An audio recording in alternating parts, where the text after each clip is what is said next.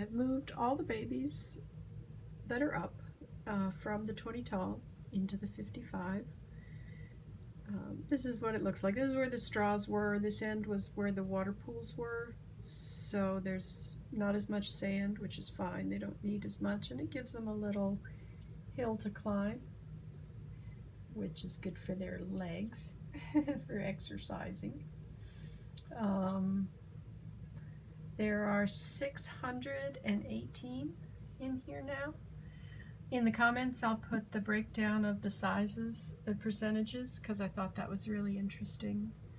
A piece of data that, you know, again, no one else can know, because this is the only large group of captive-bred, from birth, isolated, you know, where we can get that data. So I'm trying to make the most of that for science and for future people who do this, which I hope there will be many. There's not a whole lot of activity right now.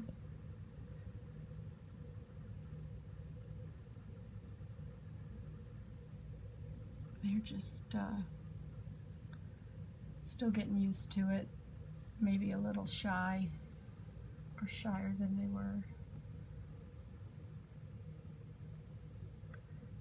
There's one climbing up the craft mesh. They've been hanging out in the little crocheted pod as well. Still lots of really small ones, although I've seen a few have changed shells since they've gotten into the bigger tank, because I can find the little shells in the shell shop, which means they took a bigger one and left their littler one, because I didn't put any really tiny ones in this tank, so it's been swapped out by someone. Here's somebody on the edge of the food dish. Starting at 9 o'clock, that's bloodworms, exo mix, the calcium mix. The purple is color mix. This sort of orangey brown is decapsulated brine shrimp. The yellow is cabana banana.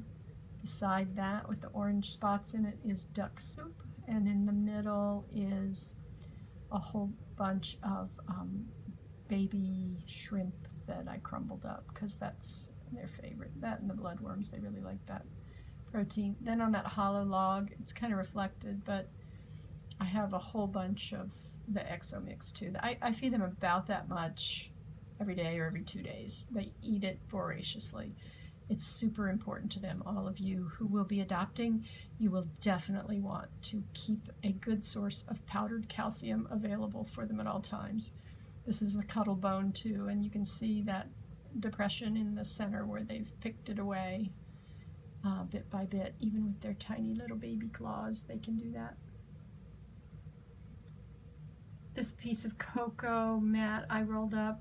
When this was a straw tank, I said these were the water pool areas. That was to sort of give a barrier between the freshwater pool and the heat mat, to try and keep algae from growing too much and absorb some of the splash or carry out water from the straws that swim. But I left it there, and they like it. They like climbing it. They like hiding behind it. I don't know if you can see, but there's quite a few back.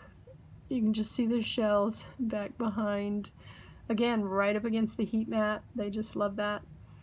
They love it warm and dry when they're roosting, which is what I call it. I don't know what a better term is, but and then when they come down and dig, they like the sand to be damp. There's a hole where someone made a tunnel, came out.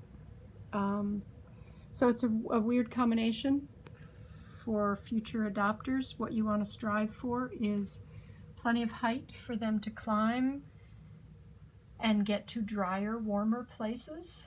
But down by the sand and the substrate, you want the minimum of about 80-80, so that they have humidity and they have moisture, moist sand. It's a delicate balance, but you know, join the baby group and talk to the other people who have been raising them for almost a year now, and you can get advice in there. I'm hoping we get a lot of people adopting either at CrabCon or shipped later. It's the only way this works is if people support hermit crab breeding and show that they value them as more than throwaway pets for $5 or $6 each. Everything from the adoption fees goes back into the breeding program to try to make advances, spread the word, outreach, education, helping other breeders or wannabe breeders learn the ropes or get the materials that they need. So, you know, it's definitely all going back into this lofty goal that we have of changing the pet industry for hermit crabs. Aren't they cute? Anyway, this is the baby's new digs. Nothing fancy, but serviceable. Lots of places to hide and climb and get different environmental conditions as they desire them.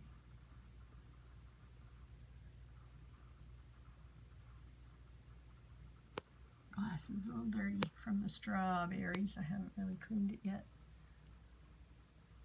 Anyway, there's your baby update.